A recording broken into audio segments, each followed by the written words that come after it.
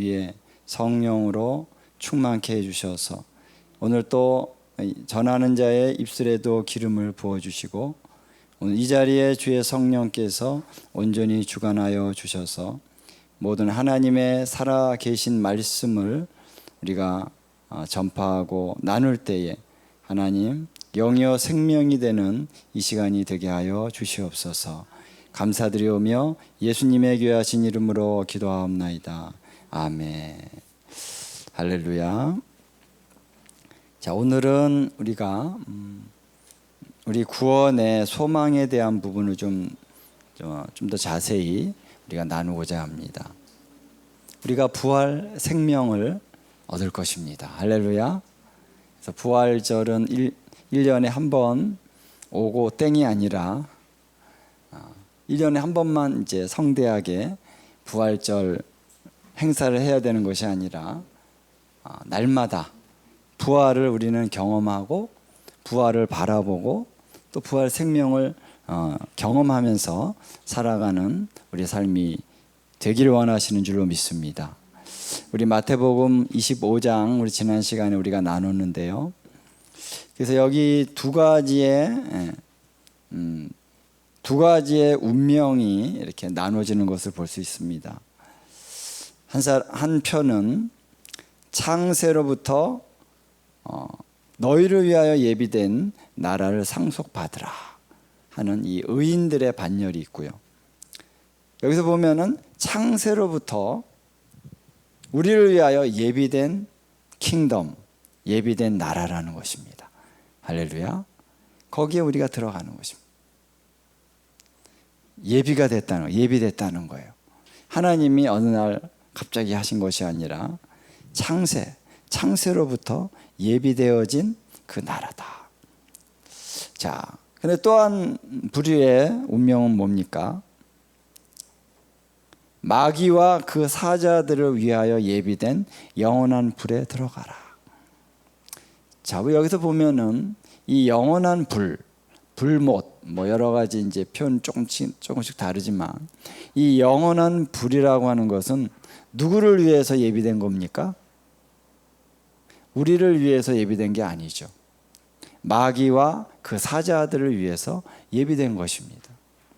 그런데 마귀의 그 꼬임을 받아서 인간이 범죄했기 때문에 그 죄로 인해서 이 마귀와 그 사자들이 처해야 될 그 운명에 우리도 함께 동참하게 되는 것이죠. 그렇죠? 하나님이 예비하신 게 아니라는 거예요. 하나님이 사람들을 창조하실 때는 바로 영원한 하나님의 나라를 상속받게 하시기 위해서 우리를 지으셨다라는 거예요. 자, 그래서 두 가지 이제 운명이 있는데, 자, 우리가 받을 영원한 하나님의 나라를 우리가 상속받는다는 것이 무엇을 의미할까? 그 구체적인 어떤 모습은 어떤 모습인가? 이것을 우리가 좀 더 디테일하게 자세하게 한번 좀 나눠보고자 합니다. 자, 우리 요한 1서 3장을 한번 가보겠습니다. 3장 2절과 3절.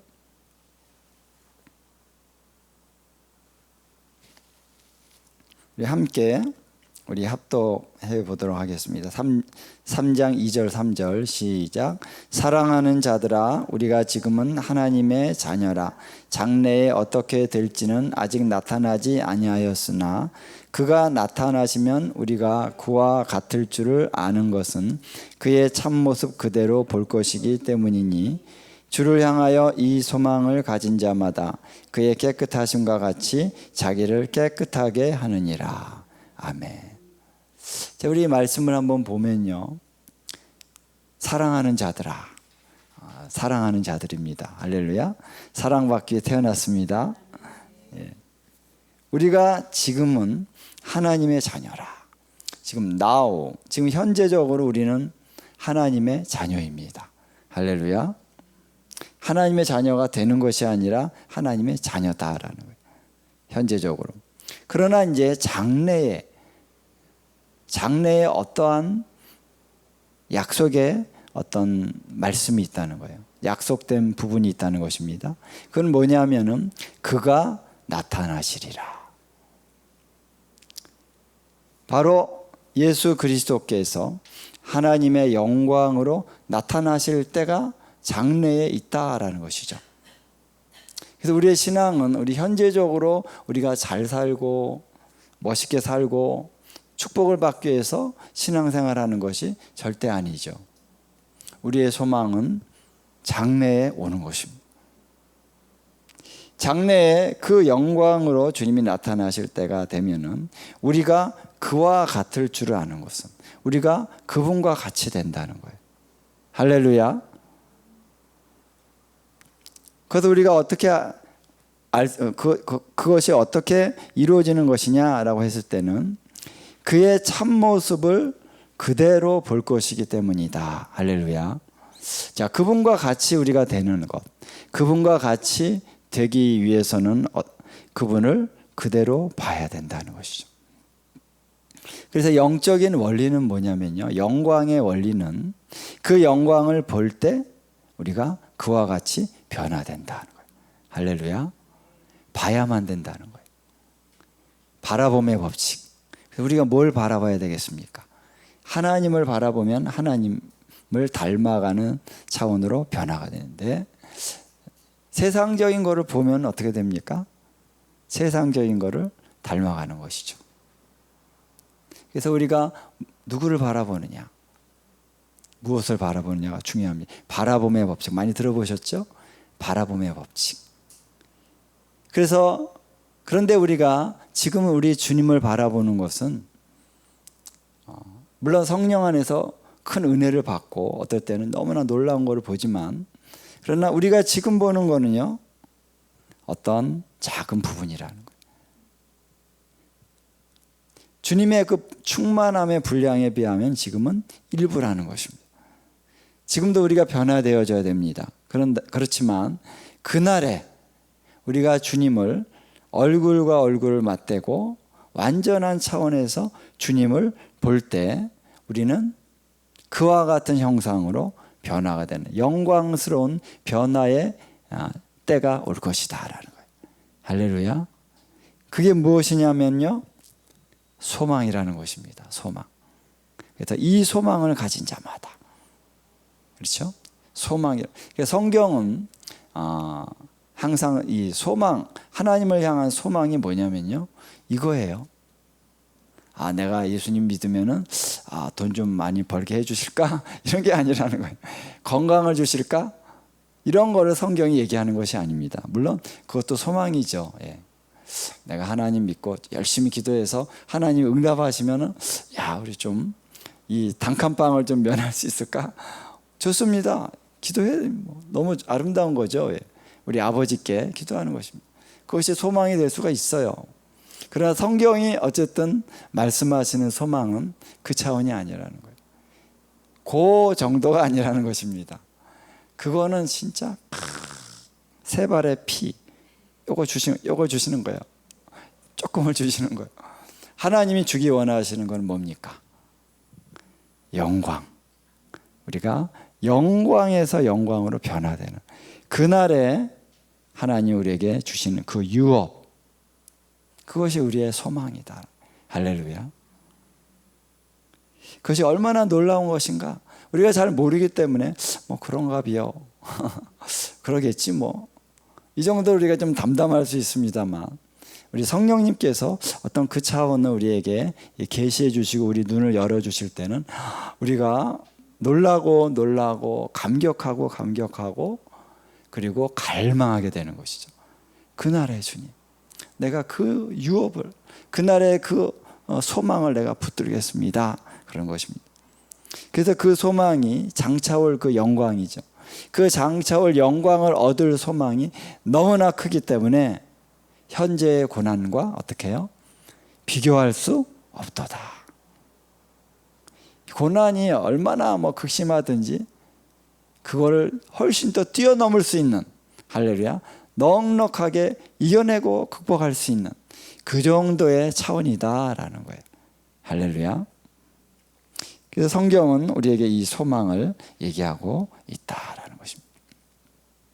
자, 그래서 이 소망을 우리가 붙들어야 되는데, 이 소망을 가진 자마다 그의 깨끗하심과 같이 자기를 깨끗하게 하느니라. 이것이 그래서 연결되는 것입니다. 자, 우리가 하나님의 자녀가 되는 것은 이미 됐어요. 이미 돼서 우리가 하나님의 자녀의 특권을, 권세를 누려야 됩니다. 할렐루야. 그러나 이 소망은 아직 장래에 오는 거라는 거예요. 그래서 이 시간적인 어떤 차이가 있는 거예요. 그때까지 우리가 계속 여정을 가야 되는 것이다 하는 것입니다. 그래서 이 여정 가운데 우리가 해야 되는 것은 뭐냐면 그분의 깨끗하심과 같이 우리를 깨끗하게 할 수 있어야 된다라는 거예요. 할렐루야. 자, 그래서 성경은 이 우리의 소망에 대한 부분을 너무나 많은 곳에서 많은 분량으로 얘기하고 있습니다. 우리가 한번 성경을 그 관점에서 한번 쭉 보면요, 성경은 장차올 그 영광, 얼마나 놀라운 하나님의 구원의 영광이 나타날 것인가, 이거를 계속 얘기해 주고 있는 거죠. 그 엔타임은 바로 그겁니다. 그렇죠? 그래서 엔타임의 어떤 가장 중요한 주제를 휴거, 이걸로만 사람들이 많이 생각을 해요. 휴거 안 되면 어떡하지? 그거는, 휴거라고 하는 거는 정말 한 부분이에요. 물론 그것이 놀라운 그 순간이죠. 그래서 휴거라고 하는 차원보다는 그날에 우리가 부활의 몸으로 변화가 된다라고 하는, 그래서 주님을 만나게 된다라고 하는 그 감격과 그 기대감이 중요한 것이지, 휴거가 될 거냐 못 될 거냐 뭐 이런 거에 너무 이 초점을요 좀 다르게 맞추고 있는 부분이 있다는 것입니다. 성경이 얘기하는 초점은 그날에 너희가 영광으로 변화될 것이다.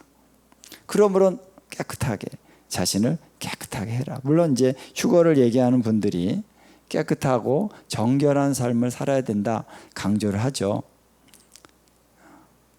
그래서 우리가 그날에 이 변화될 소망에 대해서 우리가 성경적으로 더 확신과 계시와 또 분명한 믿음 안에 우리가 서 있어야 될 줄로 믿습니다. 그래서 그날에 우리가 부활의 몸을 입고 그 다음에 휴거되는 거죠. 저는 휴거되면서 부활의 몸을 입을까 뭐 여러 가지 생각을 했는데, 먼저 부활의 몸을 입고 그 다음에 휴거되더라. 그리고 부활과 영광, 최고의 영광으로 변화되는 건 좀 또 차이가 있더라고요. 예수님을 보면 우리가 예수님이 바로 우리의 유업이 되시는 거예요. 예수님이 받으신 모든 것은 바로 우리의 것이 되게 하시기 위해서 그렇게 하신 거예요. 죽으시고 우리의 것이 됐습니다. 십자가, 죄를 이기는 능력, 십자가, 우리에게 그 십자가를 주신 거예요. 할렐루야. 그러기 위해서 죽으신 거예요. 그 다음에 부활하셨어요. 누구를 위해서? 우리도 부활에 참여하게 하시기 위해서 부활하셨어요. 근데 거기에만 끝인 것이 아니라 예수님이 승천하셨다는 것입니다. 승천하신 것은 하나님 보좌 우편에 앉으시기 위해서 이렇게 높여지셨다 그러죠. 높여지셨다. 그러니까 주님이 높여지신 사건이 승천입니다. 근데 이 부활과 승천이 다르죠. 그렇죠? 이름도 다르니 단어가 다르죠. 그것처럼 그건 다른 것입니다. 그래서 주님이 우리에게 부활케 하셔요. 그날에 우리가 부활의 몸을 입는다. 그 다음에 우리도 들려 올라간다는 거예요. 할렐루야. 이 두 가지가 다르고, 들려 올라가면은 공중에서 주님을 가까이 우리가 만나게 된다는 것입니다. 그럴 때 우리가 주님의 차원으로 우리를 영광으로 끌어올려 주신다는 것이죠. 승천의 차원의 영광이 있다는 것이죠. 그 다음에 주님이 이 땅에서 이제 보좌에 앉으셔서 통치하고 다스릴 것입니다.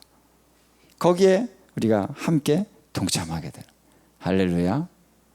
그래서 예수님과 함께 우리는 모든 것이 다 우리의 것이 되는 거예요. 그렇죠? 여러분이 결혼하시면은 우리 남편의 것이 아내의 것이 되고 아내의 것이 남편의 것이 되고, 근데 이게 이렇게 너무 딱 갈라져 있는 집안은 좀 어렵죠. 남편 거 따로 아내 거 따로 서로 또 비밀스럽게 통장에 다 재물이 이쪽 막 갈라져 있고 그러면은 좀 이 재물이 갈라지면은 마음도 갈라지죠. 그런데 오리지널 결혼의 의미는 하나가 되는 거예요. 그렇죠? 한 몸이 되고 재산도 하나가 되고 자녀들도 다 같이 한 소유지, 뭐 딸은 내 거고 아들은 당신 거고 이런 거 아니잖아요. 다 집도 한 집에서 같이 사는 거예요.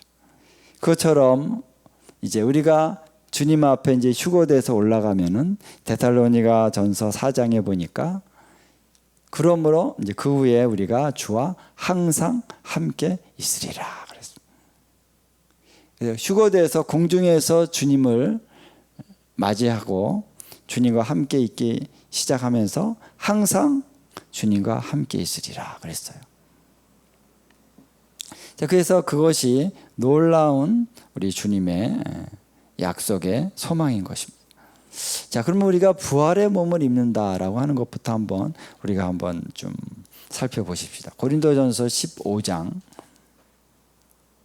15장을 한번 쭉, 여러분 뭐 특히 부활절 설교할 때 너무나 많은 차원에서 이 본문의 말씀을 인용해서 설교를 많이 들으셨는 줄로 믿습니다. 자, 15장을 이렇게 쭉 보면은, 자, 어떤 사람이 죽은 자의 부활이 없다 이렇게 얘기하는 사람이 있다는 거예요. 근데 바울이 어떻게 얘기하냐면은, 자, 죽은 자의 부활이 없냐? 예수님이 부활하시지 않았냐?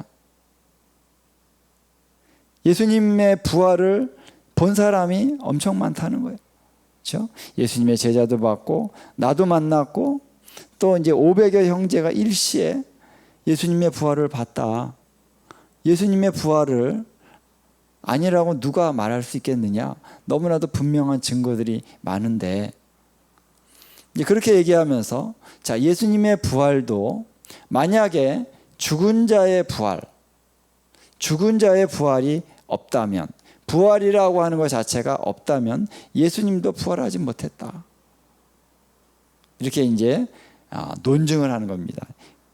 그러니까 바울은 이제 다 헬라인들이잖아요. 성경을 보면 굉장히 이렇게 논리적이에요. 그렇죠? 요한일서라든가 베드로전서 이런 그냥 탁 권위 있게 탁탁 선포하고 가는데, 이 바울은 굉장히 이게 논리적으로 얘기를 합니다. 자, 그래서 예수님이 부활하셨다. 그런데 죽은 자의 부활이 없다면 예수님도 부활하지 못한다. 고로 예수님이 부활했다면 죽은 자의 부활도 있다. 이런 식으로 이 논리가 있어요. 논리가. 할렐루야. 자, 그래서 예수님의 부활을 우리가 볼 때 분명히 부활은 있다. 그리고 만약에 죽은 자의 부활이 없다면 우리가 전하는 것도 다 헛되다는 거예요. 예수님 믿고 죽은 사람들도 다 헛된 것이다. 왜 우리가 이런 고난을 받으면서 왜 이 복음을 전하냐? 다 헛되고 헛되다. 죽은 자의 부활이 없다면 그런 거예요. 자, 우리에게 부활의 소망이라는 것이 다르게 얘기가 되고, 무슨 부활이 있어요. 그냥 예수 믿고 우리가 그냥 도덕적으로 사는 게 기독교다. 노노맹자 뭐 이런 식으로 그냥 그렇게 사는 것이 무슨 뭐 사랑을 베풀면서 살아는 도덕률을 예수님이 가르치셨지 무슨 뭐 부활이 있냐 이런 거 없다 이렇게 얘기한다면 그거는 기독교가 아닌 거죠. 그건 예수님의 가르침도 아니고 뭐하러 믿습니까? 노노맹자가 더 좋아요. 노노맹자가 더 실제적이고 더 좋을 수 있어요. 왜 예수님 믿고 왜 삽니까? 이런 얘기죠. 이런 얘기를 쭉 하면서, 자, 예수님의 부활과 또 우리의 부활을 어떻게 연결시키냐면요. 자, 20절 15장 20절 한번 우리 같이 한번 읽도록 하겠습니다. 시작.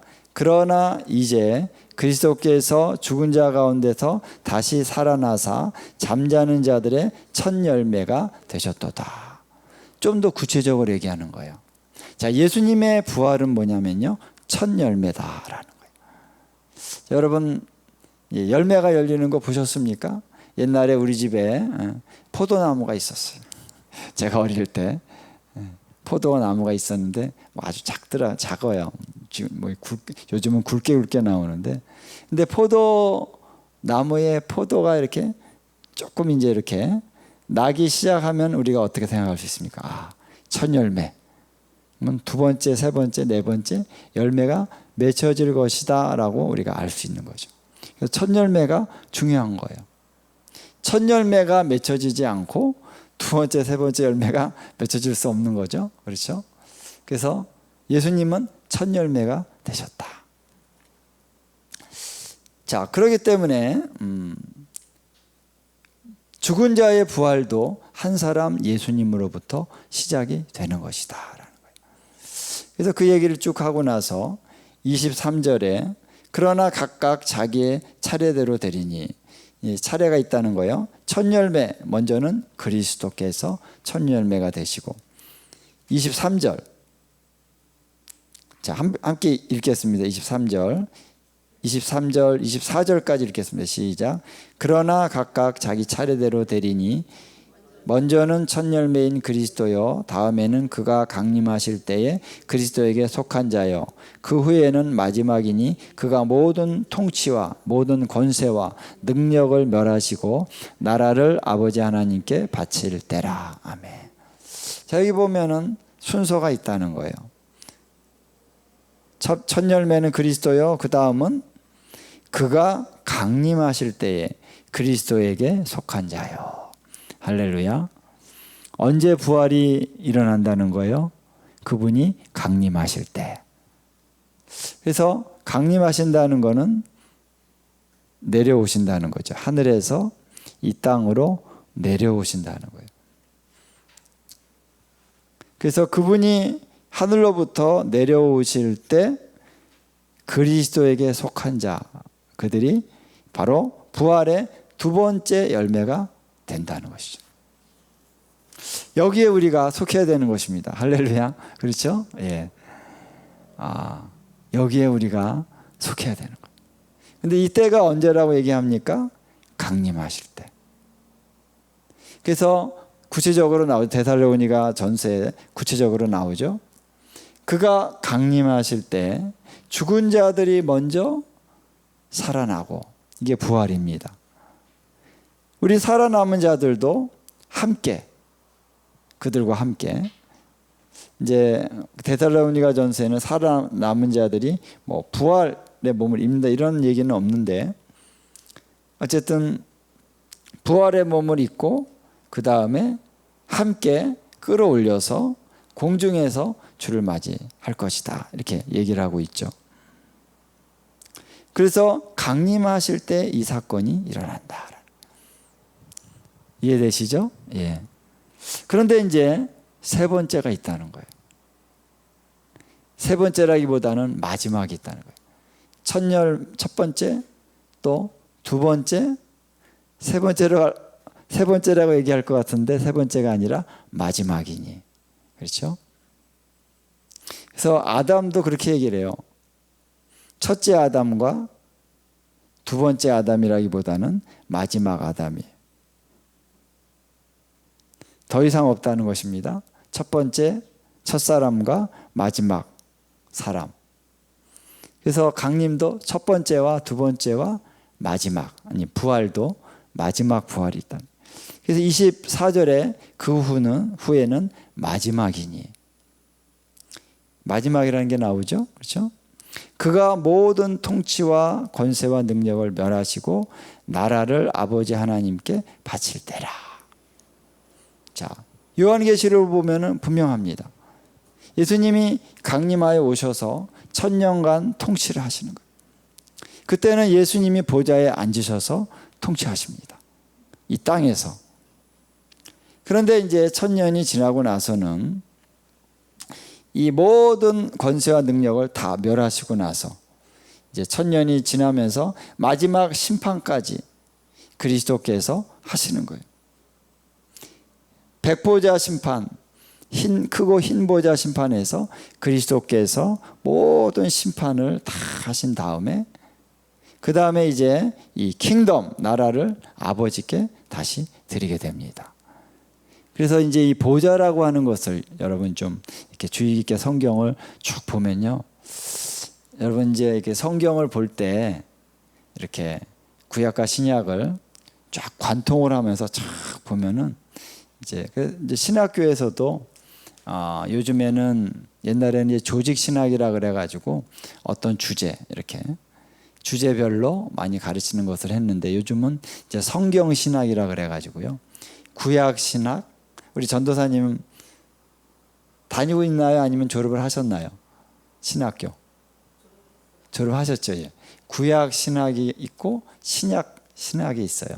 그건 뭐냐면 성경 신학이라 그러는데 그때 이제 가르칠 때 보면은 어떤 주제가 있다 그러면은 이 한 주제를 뭐 한 부분만 이렇게 하는 것이 아니라 창세기부터 계시록까지 쫙 가면서 이 주제가 성경에서 어떻게 나오느냐 요거를 쭉 보는 거예요.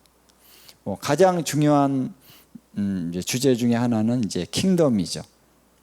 하나님의 나라를 창세기부터 계시록까지 어떻게 얘기했느냐 쫙 보면서 이 전체적인 성경의 내용을 보면서 이것이다라고 이렇게 얘기할 때는 더 강력하고 더 분명하게 그것을 얘기할 수가 있는 것이죠. 그래서 보좌를 보면은 자, 지금은 예수님께서 하나님 보좌 우편에 계십니다. 그렇죠? 보좌 안에 우편에 그때 제가 얘기했죠. 보좌 안인데 오른쪽에 앉아 계신다는 거예요. 보좌 바깥에 오른쪽이 아니라. 그래서 아버지가 계시고 예수님이 보좌 우편에 앉아 계신다. 지금은 한 보좌에 같이 앉으셔서 함께 지금도 통치를 하십니다. 그런데 이제 예수님이 재림하여 오시면은 예수님이 자기의 보좌에 앉으신다 그랬어요. 그러니까 그때는 예수님의 고유한 보좌가 있고 그때는 예수님의 그 어린 양이 보좌에 앉으신다라고 하는 분명한 말씀이 있는 거예요. 그래서 예수님의 보좌가 이 땅에서 세워지는 것입니다. 할렐루야. 그래서 통치하고 다스리는데 1000년간 통치하고 다스린다는 거예요. 그 다음에는 요한계시록 보면 또 아버지와 하나님과 어린 양이 한 보좌에서 통치하신다라고 하는 그런 표현이 나와요. 그러니까 한 보좌에서 어린 양과 하나님이 같이 어떻게 해요? 통치하신다. 그때는 또 다시 한 보좌에 앉으시는데 그때는 아버지 하나님이 어쨌든 뭐랄까요? 주도권을 갖고 그 보좌에 앉으시는 거죠. 그래서 그때는 하늘과 땅에 보좌가 따로 분리된 것이 아니라 하늘과 땅을 다 통틀어서 하나의 보좌에서 땅과 하늘을 함께 통치하시는 거예요. 새 하늘과 새 땅이 되면. 그래서 예수 그리스도 안에서 하늘과 땅이 통일되게 하려 하심이라 그랬죠. 그래서 그때는 하늘과 땅이 통일이 됩니다. 그래서 보좌도 하나, 아버지와 어린 양의 보좌가 다 있게 되는 거죠. 그때는 이제 여기 있는 표현처럼 이 킹덤을 아버지 하나님께 다시 바친다는 거예요. 할렐루야. 이 말씀 이해가 되시죠? 예. 그래서 마지막이 있다는 거예요. 근데 그때 그 아버지께 이 보좌를 이 킹덤을 아버지께 바치는 그때에 뭐가 있다? 또 부활이 있다라는 거예요. 할렐루야. 마지막 부활이 있다는 거예요. 이해되시죠? 제가 여러 가지 얘기하다 보니까 좀 헷갈리는데 여러 가지 얘기를 한 것은 이 구절을 좀 설명하려고 그런 거고 최종적으로 이 첫 번째, 두 번째 부활, 세 번째가 아니라 마지막 부활이 있다. 이해되시죠? 예. 이 구절을 제가 이제 설명드린 것입니다. 이 마지막 때 그 부활이 있을 때 어떤 일이 있느냐? 바로 25절, 26절에 또 자세히 나옵니다. 부연 설명을 합니다. 함께 읽겠습니다. 시작. 그가 모든 원수를 그 발 아래에 둘 때까지 반드시 왕노로 하시리니 맨 나중에 멸망받을 원수는 사망이니라. 아멘. 자, 사망이 멸망을 받을 때라는 거예요. 그렇죠? 요한계시록에 보면은 여러분 나오죠. 한번 잠깐 갔다가 옵시다. 요한계시록 20장.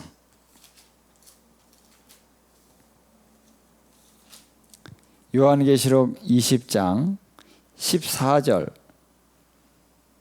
14절 전에 11절 한번 읽겠습니다. 시작. 또 내가 크고 흰 보좌와 그 위에 앉으신 이를 보니 땅과 하늘이 그 앞에서 피하여 간데 없더라. 자, 보좌가 나타난다는 거예요. 그 다음에 12절에 보니까 죽은 자들이나 큰 자나 작은 자나 보좌 앞에 서 있고, 자, 그래서 죽은 자들이 자기 행위를 따라서 심판을 받는다. 그래서 13절에 보니까 바다 가운데 죽은 자들이 바다가 다 내주고 사망과 음부도 그 가운데 죽은 자들 다 내준다는 거예요. 그래서 각 사람이 그 보좌 앞에 다 서게 된다라는 거예요. 이때가 바로 부활이라는 것입니다. 산자와 죽은 자의 부활, 그렇게 얘기하죠. 산자만이 아니라 죽은 자의 부활이 있다는 거예요. 그래서 심판을 받기 위해서 모든 죽은 사람들이 다 몸을 입고 부활의 몸을 입고 다시 산다라는 거예요. 영광의 부활이 아니죠, 이거는. 그렇죠? 영광의 부활이 아닙니다. 자, 그래서 이때의 14절 함께 우리 읽겠습니다. 시작. 사망과 음부도 불못에 던져지니 이것은 둘째 사망 곧 불못이라 그랬습니다. 여기 보니까 사망이 나오죠. 또 음부도 나옵니다. 불못에 던져졌다. 이들이 사망이 멸망당할 때가 바로 이때인 거죠. 그렇죠? 자, 요한계시록에는 좀 더 자세히 나옵니다. 바로 이때에 부활이 있다라고 하는 것을 이제 고린도전서 15장에서 말을 했는데 요한계시록은 굉장히 자세하게 나오고 있습니다. 자, 이 구절에 대해서 우리 요한복음 5장에서 또 설명을 하고 있습니다. 함께 우리 찾겠습니다. 요한복음 5장 25절부터 29절까지 함께 한번 우리 읽도록 하겠습니다. 시작. 진실로 진실로 너희에게 이르노니 죽은 자들이 하나님의 아들의 음성을 들을 때가 오나니 곧 이때라. 듣는 자는 살아나리라.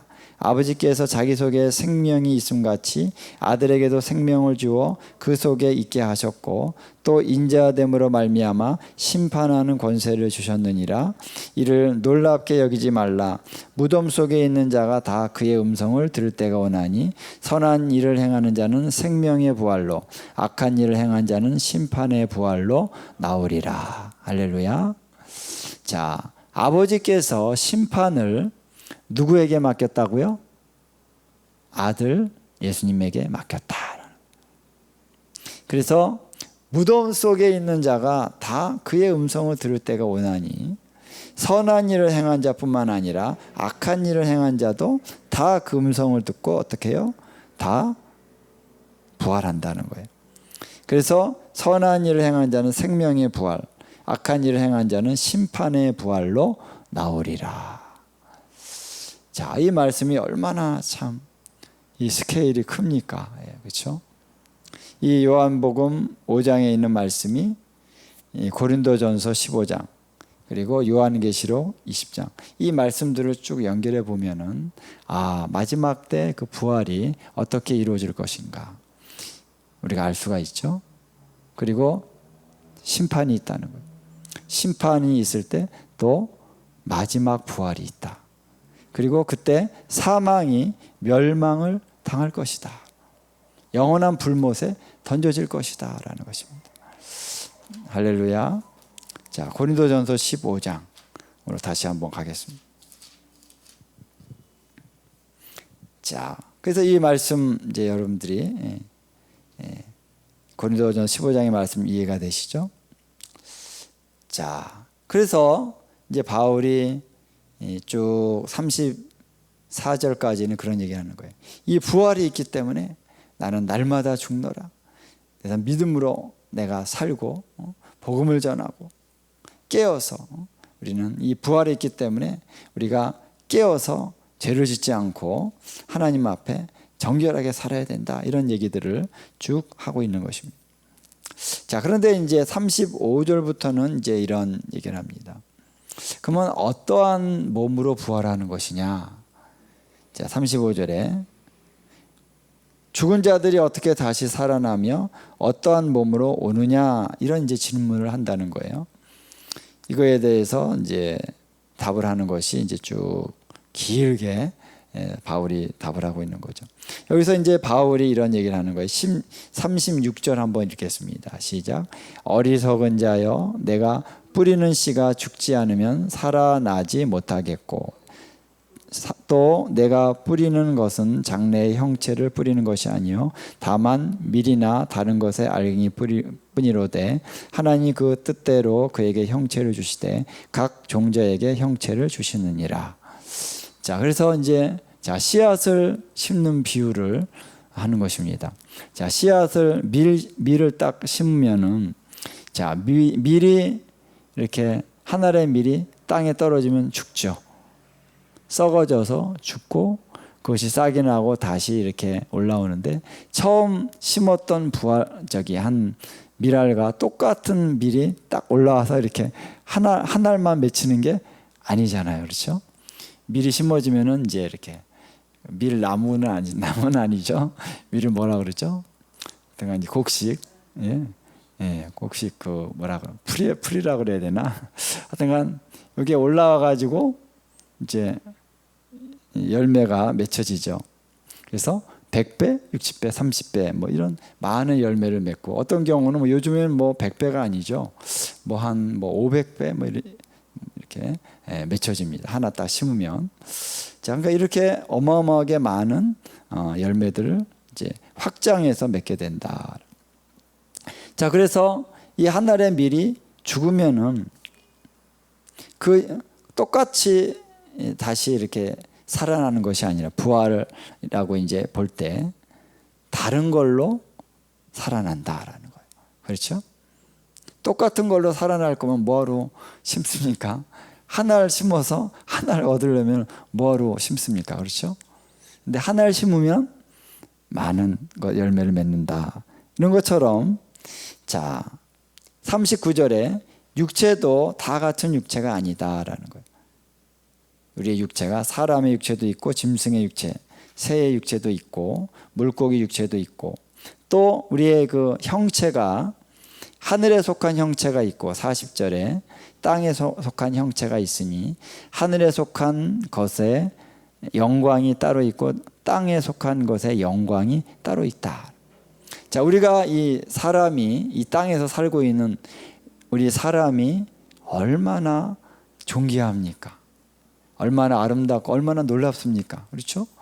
걸어다니고 말도 하고 웃기도 하고 얼마나 좋아요. 뭐 사람이 악할 때도 있지만 좋잖아요. 네? 사랑할 줄도 알고. 사람 놀라운 겁니다. 그렇죠? 우리가 기계를 한번 만들어 보고 사람들이 막 기계를 만드는데, 아무리 기계를 잘 만들어도 우리 사람과 같은 기계를 아직까지 만들 수는 없어요. 그렇죠? 세 발의 피죠. 뭐 로봇 해가지고 막 따라올 수가 없습니다. 두뇌, 아무리 좋은 그런 무슨 뭐 AI 두뇌가 있어도 바둑 하나는 잘 될 수 있죠. 근데 인간의 이 두뇌와 같은 그 다른 두뇌를 아직까지 만들 수 없어요. 얼마나 놀랍습니까? 우리 사람이 얼마나 귀합니까? 영광스러운 거예요. 그러나 이 땅에 있는 인간의 이 영광은 사라질 것이다. 하나님은 이 차원에 머물려고 우리를 창조한 것이 아니라는 거예요.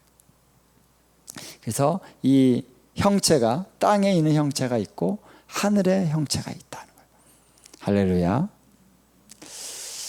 자, 그래서 해의 영광이 있고 달의 영광이 있고 별의 영광, 또 별들도 다 영광이 다르다. 그것처럼 여러 가지 차원의 영광이 있을 수 있는데, 자, 41절에 보니까, 자, 부활도 그와 같다는 거예요. 죽은 자의 부활도 그와 같으니 썩을 것으로 심고 썩지 아니할 것으로 다시 살아난다는 거예요. 자, 부활 전과 부활 후가 어떻게 다르냐면은 썩어질 것이라는 거예요. 인간이 너무 귀해요, 좋아요, 아름다워요, 예, 그렇죠? 능력이 있어요. 그러나 썩어진다는 거예요. 죽는다는 것입니다. 그래서 썩어질 것이 있고 썩지 아니할 것이 있는데, 우리가 썩을 것으로 심는다는 거예요. 이 죽음 자체가 땅에 떨어져 미리 죽는 것처럼 죽는다는 거예요. 그리고 다시 살 때는 썩어지지 아니할 것으로 다시 살아나며, 41절 욕된 것으로 심고 영광스러운 것으로 다시 살아나며 약한 것으로 심고 강한 것으로 다시 살아나며, 이것을 계속 강조해서 얘기합니다. 또 44절에 육의 몸으로 심고 신령한 몸으로 다시 산다. 예. 그래서 육의 몸과 신령한 스피리추얼 영적인 몸으로 다시 살아난다. 자, 그래서 지금 부활이라고 하는 것은 이 트랜스포메이션이라는 거예요. 달라진다는 거죠. 변화가 된다는 거예요. 우리가 내 근본적인 것이 변화되지 않고 좀 달라지는 거는 우리 개조한다 내지는 뭐 좀 이제 바뀌어진다, 조금 뭐 좀 개선된다, 이렇게 얘기할 수 있는 거죠. 그러나 근본적으로 이 종자가 완전히 달라지는 것은 트랜스포메이션, 변화가 되는 것입니다. 성경이 얘기하는 변화는 완전 달라지는 거예요. 영광의 차원, 영광의 레벨이 달라지는 것입니다. 썩어질 레벨에서 썩지 아니할 레벨로 바뀌어지는 것입니다. 그래서 45절에 보니까 첫사람 아담은 생명이 되었다 함과 같이, 여기 나오죠. 마지막 아담은 살려주는 영이 되었느니라. 두 번째 아담이 아니고요, 마지막 아담입니다. 예. 자, 그래서 생명이라고 하는 거는 우리가 이제 한국어로 생명이라고 번역을 했는데, 영어로 보면은 원어에 맞게 번역을 했어요. Living soul, 살아있는 혼을 이라고 나옵니다. 그래서 첫사람 아담은 살아있는 soul, 혼으로 창조됐습니다. 근데 마지막 아담 예수 그리스도는 살려주는 영, 생명을 주는 영이라는 거예요. 차원이 다르다는 거예요. 리빙 소울은 내가 살겠다고, 내가 살아가려고 하는 차원으로 이제 창조가 된 거예요. 자기 위해 사는 거예요. 그렇죠? 그런데 부활의 몸은 뭡니까? 살려주는 영, 살리는 영이라는 거예요. 할렐루야. 예수님은 이 부활의 몸으로 예수님이 부활됐다라고 하는 것은 살려주는 영이 되셨다라는 거예요. 그래서 우리도 부활의 몸을 입을 때 똑같은 레벨로, 예수님과 똑같은 레벨로 살려주는 영으로 우리가 부활에 참여하게 된다. 할렐루야. 그래서 먼저는 신령한 사람이 아니요 육의 사람이요 다음에는 신령한 사람이요. 첫 사람은 땅에서 났고 흙에 속한 자이지만 둘째 사람은 하늘에서 나셨다. 이런 말씀이 쭉 나옵니다. 자, 그래서 혈과 육, 우리 첫사람 아담에 속한 혈과 육으로는 하나님의 나라를 이어받을 수가 없고, 썩은 것은 썩지 아니할 것을 유업으로 받지 못한다라는 거예요. 자, 우리의 이 육신의 몸을 가지고 우리가 아무리 발버둥 치고 뭔가를 최선을 다해서 뭔가를 해도 결코 하나님의 은혜를 받을 수 없다. 이 부활의 생명의 능력을 받을 수 없다는 거예요.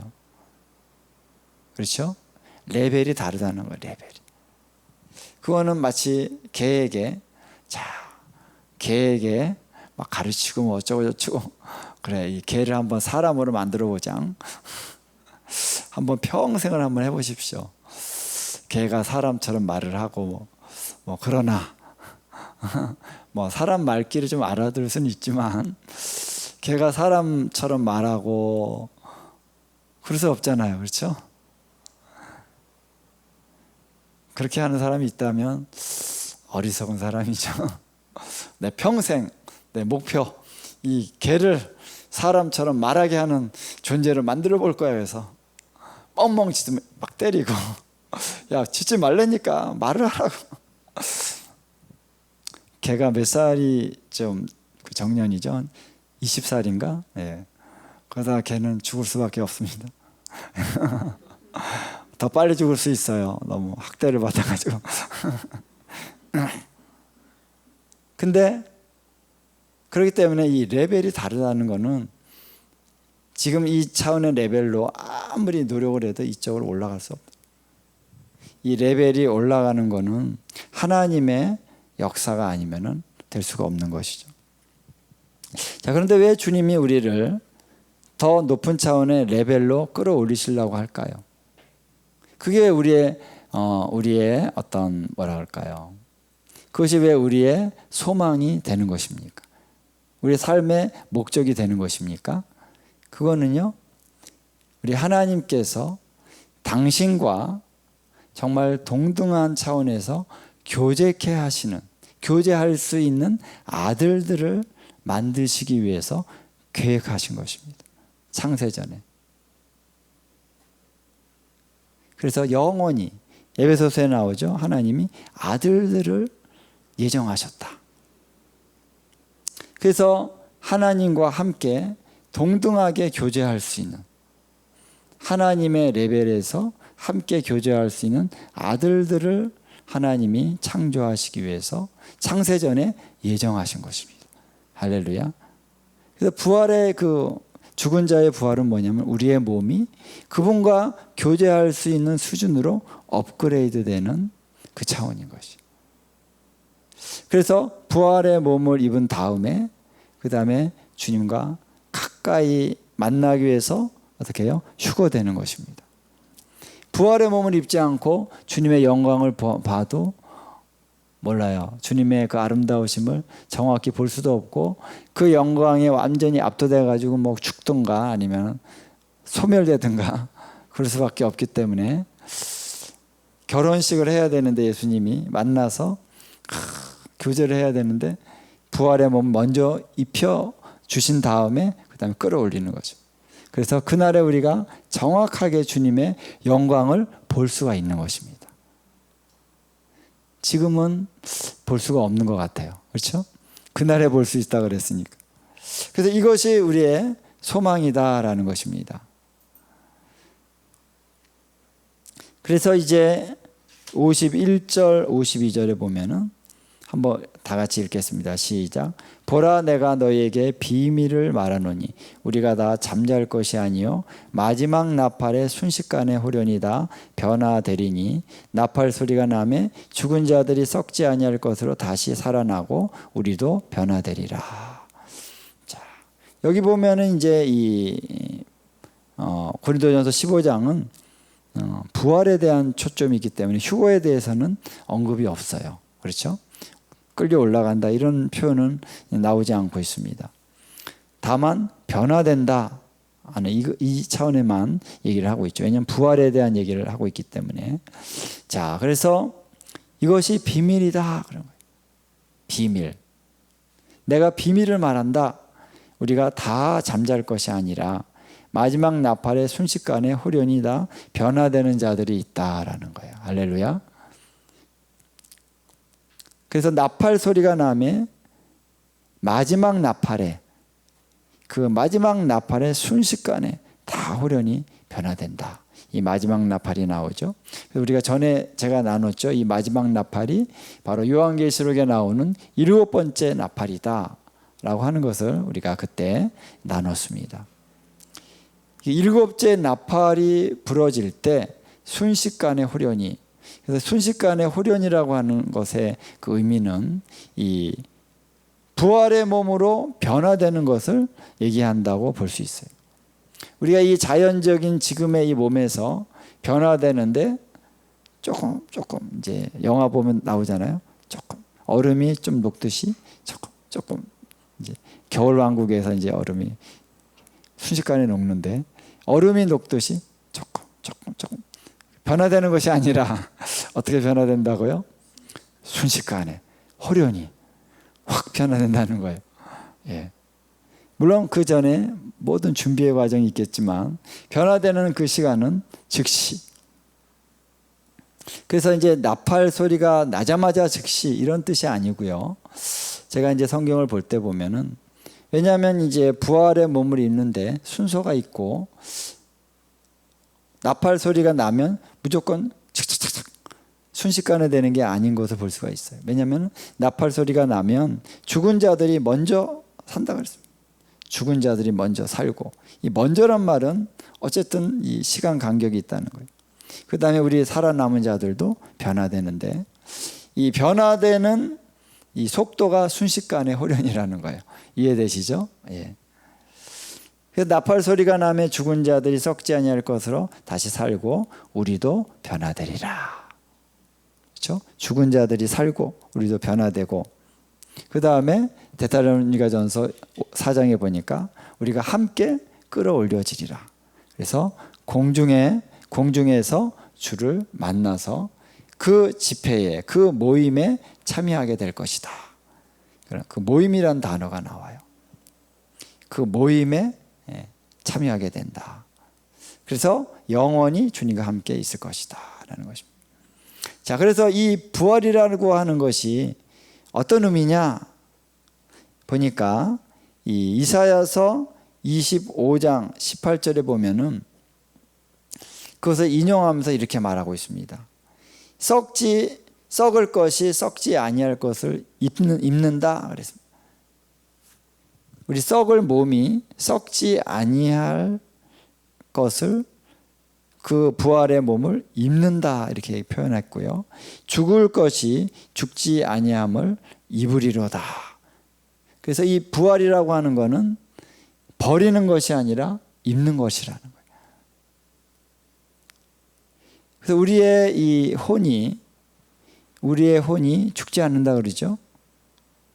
근데 우리의 혼은 어떤 방식으로 죽지 않냐면은, 우리의 이 영혼이 예수님의 그 은혜로 정결케 되어져서 이 혼이 변하지 않는 영원한 부활의 생명으로 변화가 되는 것입니다.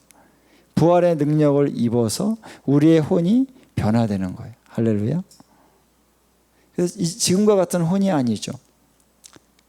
그래서 그때는 영원한 생명으로 변화되는 것입니다. 그래서 예수님의 말씀을 잘 우리 이렇게 보니까 너희가 혼을 한번 찾아봅시다.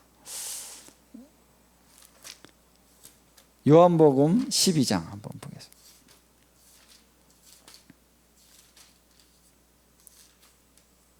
(12장) 23절, 24절, 25절 한번 보겠습니다. 23절이 아니라 24절, 25절 함께 읽겠습니다. 시작.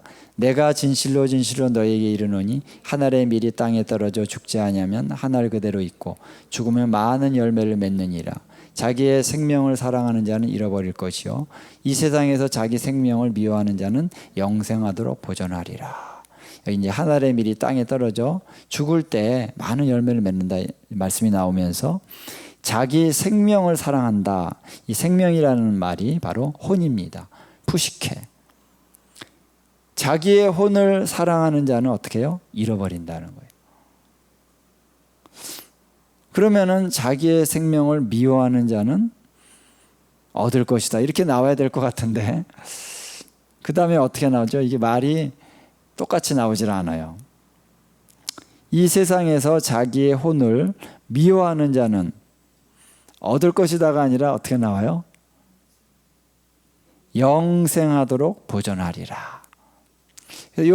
요 말을 이제 원어 그대로 조금 이제 자세히 번역을 하면은, 자기의 혼을 미워하는 자는 그것을 보존한다는 거예요. 그 혼을 얻는다가 아니라 보존하는데, 보존해서 어디에 이르냐면은 이터널 라이프로 이르게 된다, 이렇게 나오는 거예요. 영원한 생명으로 들어간다는 거예요. 그래서 자기의 혼을 사랑하는 자는 잃어버린다는 거예요. 이 혼이 얼마나 귀합니까? 생명이잖아요, 그렇죠? 우리 느끼고 반응하는 우리 인격 이 자체가 혼인데, 그래서 저는 이제 이 말씀을 묵상하면서 이런 생각을 좀 한 적이 있습니다. 우리가 가정에서 아내와 남편이 또 자녀들과 함께 막 즐거운 시간을 얼마나 귀합니까, 그렇죠? 사랑을 나누고 생일 축하도 해주고 아기 때 막 안아주고, 이 가정에서 우리가 서로 사랑을 나누는 게 얼마나 귀합니까, 그렇죠? 이건 하나님의 형상의 어떤 잔재입니다. 그건 죄악이 아니에요, 그렇죠? 우리가 비록 아직 이 육신의 몸을 입고 아직 죄인들의 그런 모습으로 살고 있지만, 우리가 가정 안에서 사랑을 누리고 교제하고 아름다운 거죠, 그렇죠? 문제는 뭐냐면 영원하지 못하다는 거예요, 그렇죠? 가끔은 싸우기도 하고 온전하지도 못하고 영원하지 못해요. 근데 하나님은 우리가 지금 누리고 있는 아름다운 사랑의 교제, 이거를 영원한 차원으로 또 완전한 차원으로 끌어올려 주시기 원하신다는 거예요. 이거를 버리라는 게 아니에요. 속세를 버리고 이 세상에서 뭐 가정에서 얻는 즐거움이나 이런 거 다 버려라. 다 버리고 이거는 다 세속적인 거니까 다 버려라. 그리고 다 산에 들어가서 또 이것만 해라. 그게 아니에요. 수도원에 가서 기도만 해라. 그게 아니에요. 주님은 내 안에서, 내가 너희 안에 누리는 이 아름다운 사랑과 선한 그런 아름다운 삶, 라이프를 이제 온전하고 영원한 것으로 변화시킬 것이라는 거예요. 할렐루야.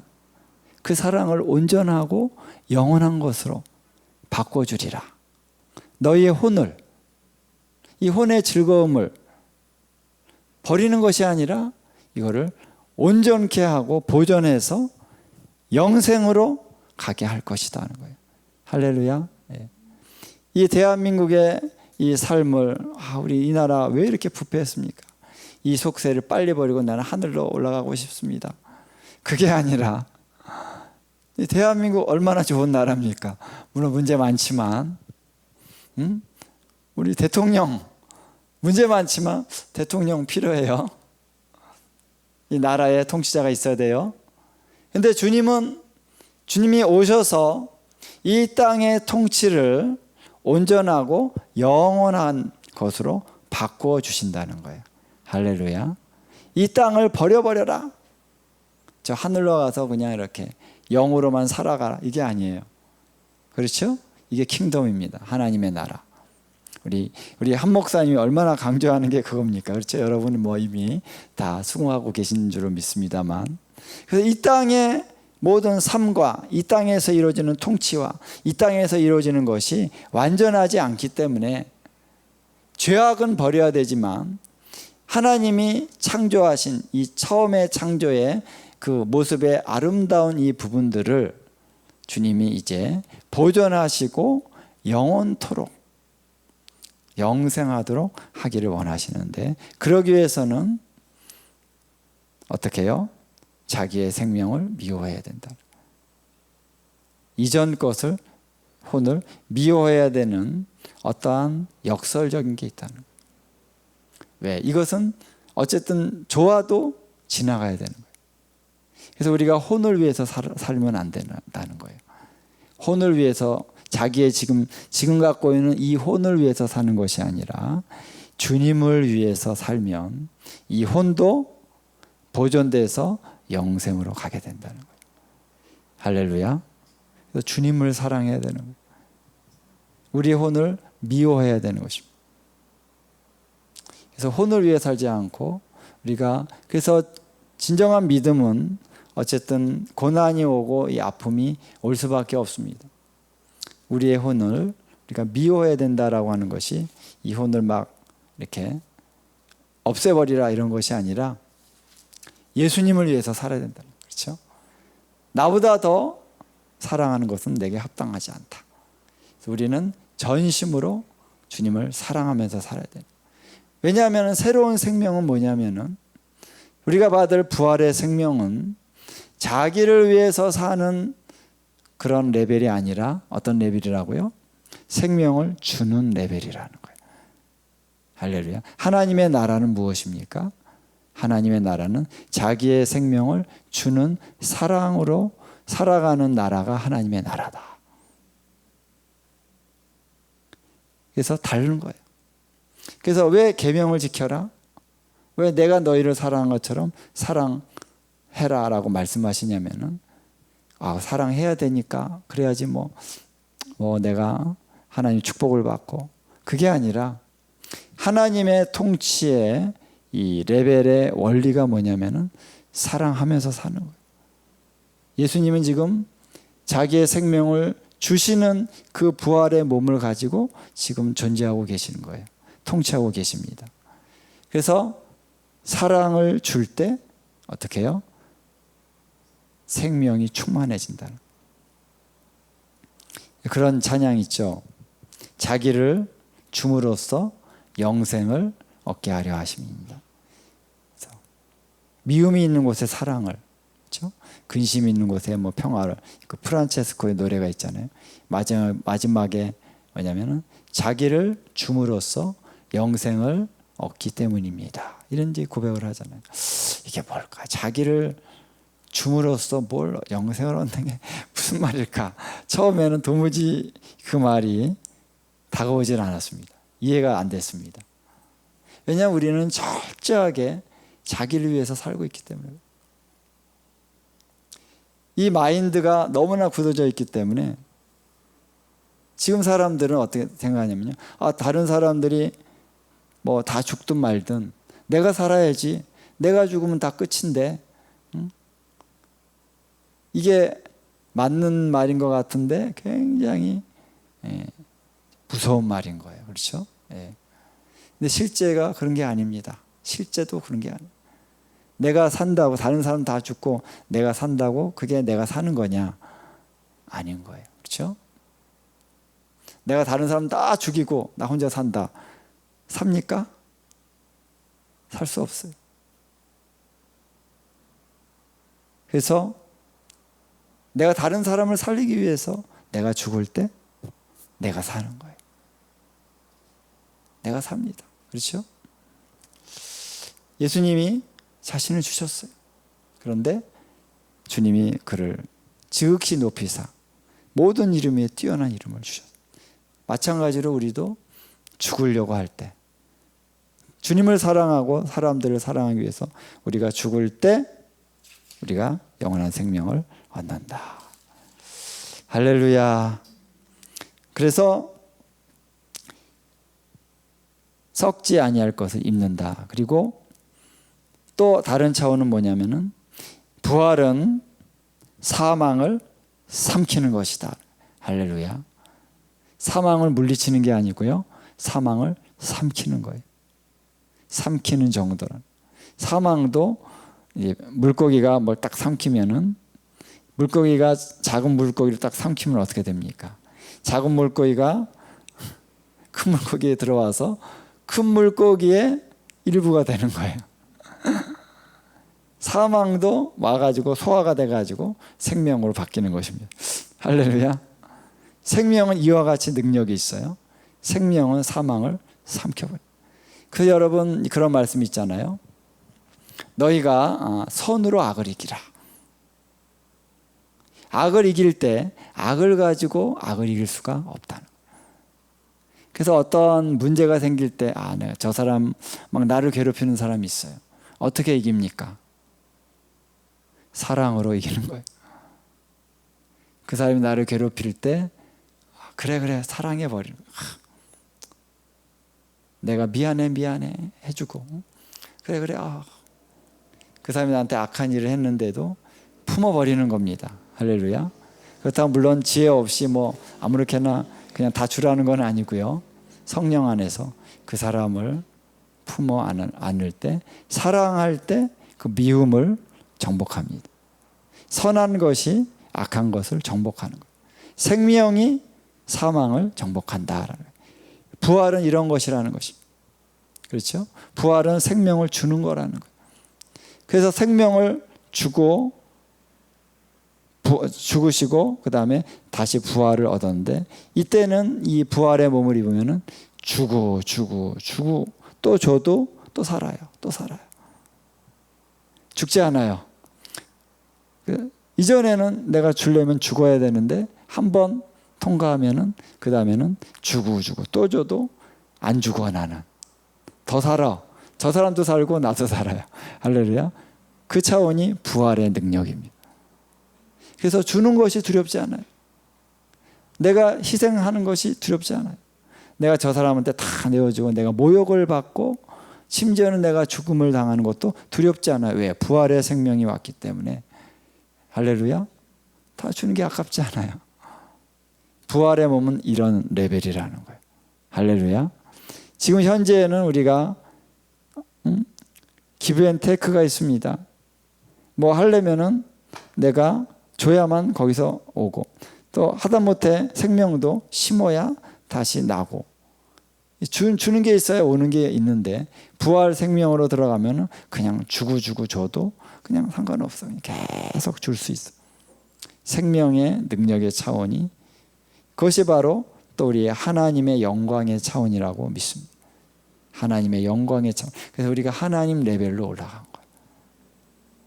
이 차원이 되어야 주님과 친밀한 교제로 들어갈 수가 있다. 얼굴과 얼굴을 맞대고 주님과 영원히 교제할 수 있는 그런 하나님의 영광스러운 아들의 반열로 우리가 올라가는 것입니다. 자, 그 차원으로 우리가 올라갔을 때 어떤 느낌일까 상상할 수가 없죠. 예. 모든 죄와 사망과 저주와 상처와 어둠이 다 우리 존재 안에서 다 사라져 버렸어요. 없어졌어요. 그리고 우리가 주님만 보입니다. 할렐루야. 그 차원으로 주님이 우리를 끌어올리기 위해서 그날에 우리가 부활의 몸을 입고 휴거가 되고 주님과 영원히 함께 있을 것이다. 이것이 우리의 소망이다라는 것입니다. 할렐루야. 이 소망을 가진 자, 그분이 깨끗하신과 같이 자기를 깨끗게 하느니라. 기도하겠습니다.